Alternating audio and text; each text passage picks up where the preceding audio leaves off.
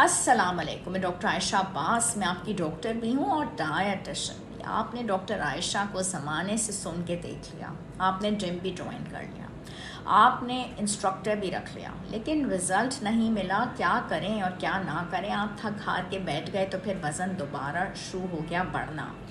दो चीज़ें हैं जिनकी वजह से रिज़ल्ट नहीं आता। एक इन्फ्लेमेशन, वो नहीं रिज़ल्ट को आने देती, और एक आपका स्ट्रेस जो बढ़ा हुआ है वो है कोर्टिसोल। अब हमें मुकाबला करना है स्ट्रेस से और इन्फ्लेमेशन से, तो फिर हमारे पास ले दे के बच जाएगी सिर्फ खुराक, और वो हमें लेके दिलाएगी ये रिज़ल्ट। तो डाइट में ऐड कर दें ग्रीन लीफी वेजिटेबल्स जो कि रिज़ल्ट लेके आएंगी। उसके बाद प्रोबायोटिक्स ऐड करते हैं या डाइट के अंदर दही लेना शुरू करते हैं।